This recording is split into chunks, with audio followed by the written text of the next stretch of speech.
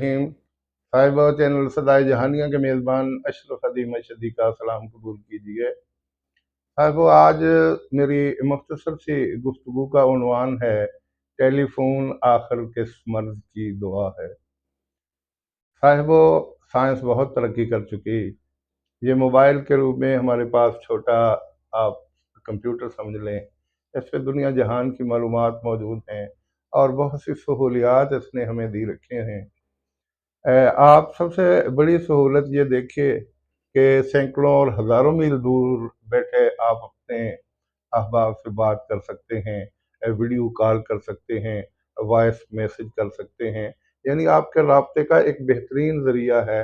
लेकिन कुछ मामलात में ऐसे हम सारा दिन जिस घर में जाएं, घर का हर फर्द मोबाइल के साथ अटैच होता है और बाज़ दफ़ा मेहमानों के लिए भी टाइम देना मुश्किल हो जाता है। लेकिन एक शोबा ऐसा है जहां हम कोताही के मुर्तकिब होते हैं और हो रहे हैं और शायद होते रहें।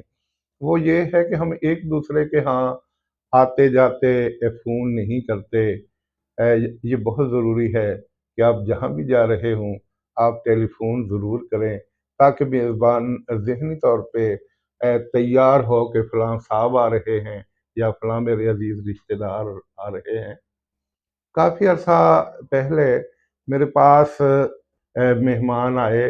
चाय पीते पीते मैंने उनसे पूछा कि अब क्या प्रोग्राम है आपका। खाना बन रहा था तो मैंने कहा कि खाना खाते हैं, तो कहने लगे कि नहीं, मैंने ये हम चाय पी के फलां घर जाएंगे और फिर वहाँ से दूसरे शहर हम जाएंगे रिश्तेदारों को मिलने के लिए। तो मैंने उससे पूछा कि क्या आपने उनको इन्फॉर्म किया कि हम आपके पास आ रहे हैं। वो कहने लगे इसमें कौन सी बात है, घर ही होंगे, चले जाएंगे तो पता चल जाएगा उनको। मैंने कहा नहीं, ऐसा नहीं करते। आप ऐसे करें कि पहले जिस शहर में जिस घर आप जा रहे हैं उनको इन्फॉर्म करें। हो सकता है कि मेज़बान घर में मौजूद ना हो और आप जाएं तो फिर थोड़ी सी उनको परेशानी हो और आपका भी वक्त ज़ाय हो। तो कहने लगे कोई ऐसा मसला ही नहीं है, आ जाएंगे। मैंने कहा नहीं, मैं फ़ोन करता हूँ। मैंने फ़ोन किया मुतल्लिका शख्स को, तो उन्होंने कहा कि मैं फ़लाँ बेकरी पे बैठा हुआ हूँ। बहरहाल वो जब घर से चलने लगे तो मुझे बता दें, मैं घर पहुँच जाऊँगा। तो ऐसा ही हुआ। जब वो हमारे यहाँ से चाय पी के वहाँ गए तो उस वक्त तक मेज़बान आ चुके थे। उन्होंने आध घंटा उनके पास गुज़ारा और उसको फ़ोन करने के साथ साथ वो जो दूसरे शहर में जा रहे थे, मैंने उनको भी इन्फॉर्म किया कि शायद आपको इल्म नहीं है, हमारे फलां अजीज आपसे मिलने के लिए आ रहे हैं। गाड़ी पे 4 अफराद हैं। अ, वो एक शख्स, एक भाई और उसकी अहलिया और एक उसके साथ अजीज़ा और चौथे ड्राइवर। ये 4 लोग नमाज जुमा के दौरान या ज़रा पहले आपके पास पहुंचेंगे और फिर आपसे के पास वो रहेंगे। खाना खाने के बाद वो फलां जगह जाएंगे या फलां शहर की तरफ रवाना हो जाएंगे। तो अभी मैंने फ़ोन किया, तो जिस शख्स को मैंने फ़ोन किया उन्होंने फ़ौरन अपने बेटों को आवाज़ दी जो दरवाजे पे कहीं जा रहे थे। तो दरवाजे से वो पलटे और कहने लगे कि हमारे यहाँ फलां मेहमान आ रहे हैं, आप वापस आइए और मुझे अड्डे से गोश्त ला के दे दें, ताकि उनके आने से तक हम खाना बना रखें। बच्चे गए, वो करीबी शहर से गोश्त वगैरह ले आए, बाकी ज़रूरियात की चीज़ें ले आए और जुमे के दौरान खाना पकता रहा। वो जुमे की नमाज से ज़रा पहले वहाँ गए, नमाज जुमा अदा की और घर आके गपशप भी हो गई और उन्होंने खाना भी खाया और इसके बाद वो अगली मंजिल की तरफ रवां हो गए। उनके जाने के बाद मेज़बान ने मुझे फ़ोन करके शुक्रिया अदा किया कि आपने बहुत अच्छा किया, हमें बता दिया। अगर थोड़ी सी देर हो जाती, बच्चों ने घर से चले जाना था, वो दूसरे करीबी शहर जा रहे थे और मैं तो घर में अकेला था।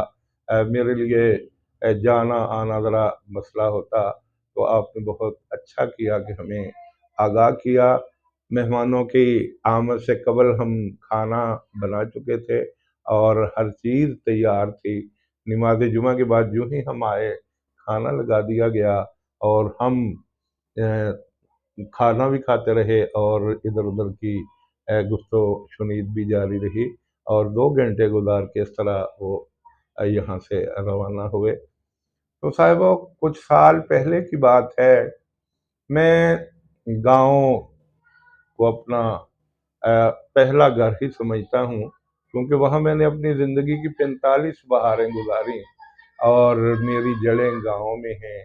میں ہفتہ یا 15 دن کے بعد گاؤں ضرور جاتا ہوں، اپنے احباب سے ملتا ہوں، قبرستان جا کے اپنوں کے لیے اور دوسروں کے لیے دعائیں مغفرت کرتا ہوں۔ میں اپنے بیٹے کے ساتھ گھر سے نکلنے ہی والا تھا، جو ہی میں نے موٹر سائیکل باہر نکالنے کے لیے دروازہ کھولا تو سامنے مہمان کھڑے تھے اور میں رک گیا۔ کہنے لگے کہ آپ کہاں جا رہے تھے؟ میں نے کہا ہم گاؤں جا رہے تھے۔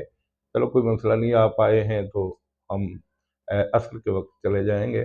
بہرحال وہ آئے، کھانا بنا، دوپہر کا کھانا کھایا اور وہ باتوں باتوں میں شام ہو گئی، تو وہ پھر 102 ٹنار جانے کا جو ارادہ تھا وہ پائے تکمیل کو نہ پہنچ سکا۔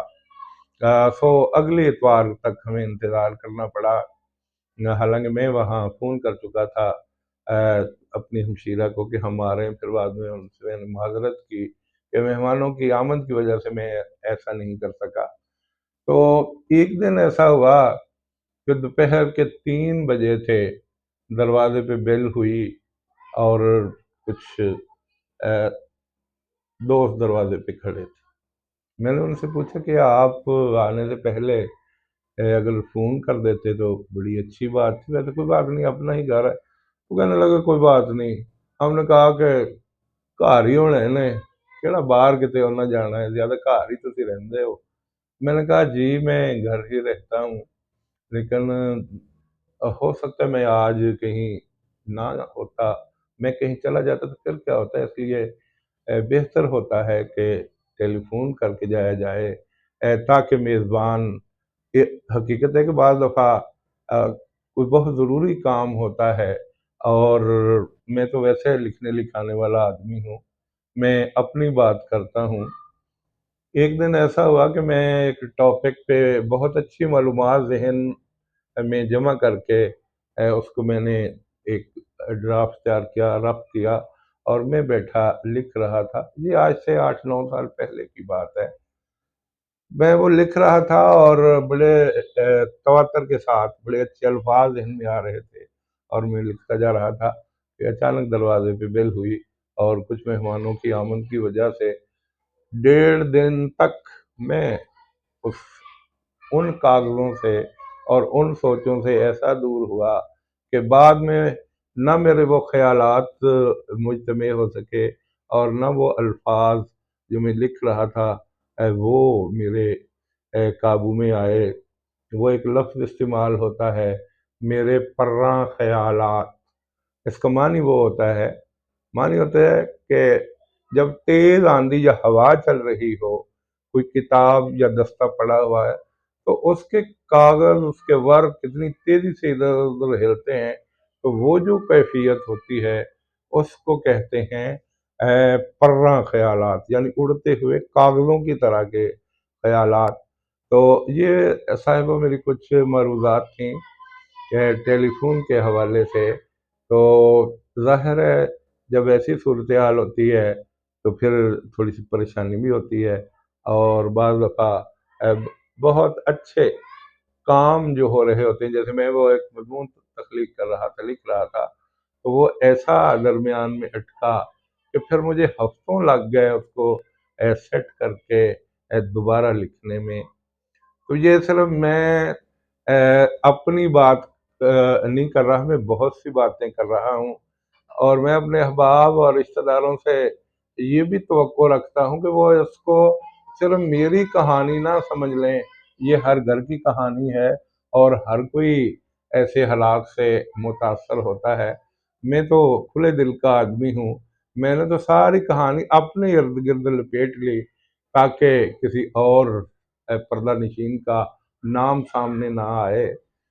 मैंने सारा इल्ज़ाम अपने आप पे ले लिया और ऐसे हवाले दिए कि सब कुछ मेरे ही साथ बीता है। ये मेरी फराख दिली समझिए या दिलेरी भी समझिए कि मैंने सब कुछ कबूल कर लिया। ऐसा नहीं है। हर शख्स मुतासर होता है, हर शख्स को बेवक्त आने जाने में कोफ्त होती है और हर शख्स के बहुत से ज़रूरी काम रह जाते हैं और परेशानियों का सामना करना पड़ता है। तो साहिबो, ये चंद गुज़ारिशात थी जो मैं आपके गोश गुज़ार कर रहा था। मैं इसी के साथ अपनी गुफ्तगू को समेट रहा हूँ। वस्सलाम।